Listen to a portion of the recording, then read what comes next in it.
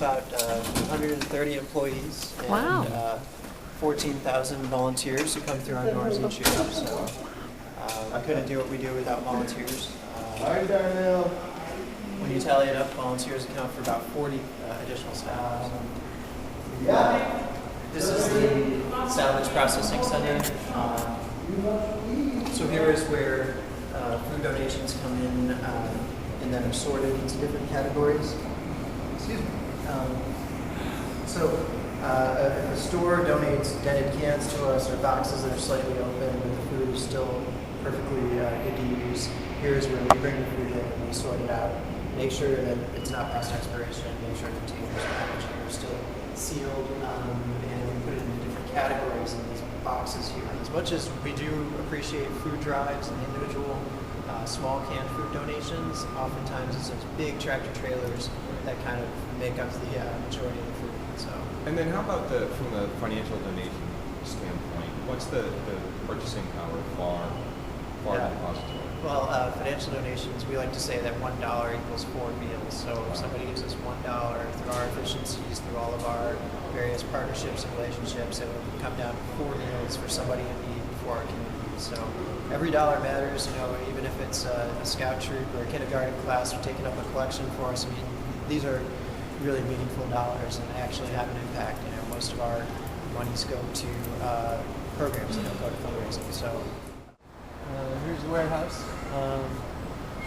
We're the second largest warehouse in the country in terms of for food banks. We were second, maybe first now in terms of overall distribution for food banks. Food Bank for North is number one. So we distribute about 58 million pounds of food each year, and today we'll be doing like 150,000 pounds of food.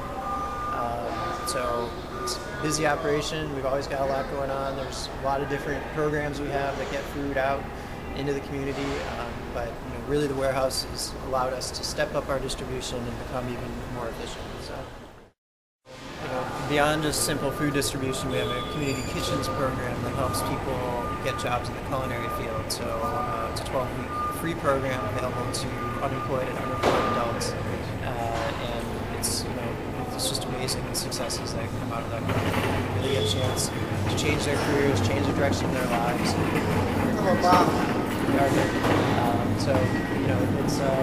Today is graduation day, so we've got a number of friends and family upstairs. We just had a nice lunch, just doing what we can to help people who might otherwise wind up in a pantry line or a soup kitchen line, get a job, build some skills, and take the next steps in their career. When did you hit that milestone? June 30th, at the end of our fiscal year. 58 million pounds was 12 million pounds more than the year before. So, how many million? 12 million more pounds this year versus last year, which really just speaks to the need. We've seen a 35% increase in the past year in terms of visits to pantries. So, given the economy and rising unemployment, it's been an extraordinary year. But for the most part, I think what's most amazing is the generosity we've also seen. So donations are Yes, donations have kept pace, and people are really, attentive to the fact that their neighbors needs as well. So we have a backpack program. We call it Nurse for Knowledge here in Chicago. We have that sends food home for kids after school on Fridays, so they have food over the weekend. We have a Kids Cafe program, which at 50 locations distributes hot meals to kids after school, so that they not only get the school breakfast and lunch, but sometimes get that third meal that maybe they wouldn't otherwise get in some communities. So, and those programs are usually at partner sites, community centers, or YMCA's, or Boys and Girls Clubs. So not only do kids get nutrition, but they also get the tutoring and mentorship and other services. So we're just heading out of the Greater Chicago Food Depository, and as we drive down the length of the building here, you'll see just how massive these operations are. and the number of people served, and really the number of people in need. I believe we were told the need is increased by 35%.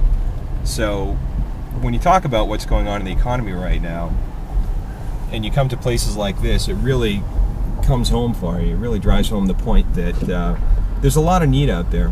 But what's encouraging is that he also said that the donations have gone up in proportion with the need. So it's just great to know that whenever things like this pop up, whenever opportunities arise for people to help out, by and large, individuals rise to the occasion. So we're happy to be part of the tour. We're signing off until Monday, and thanks for watching.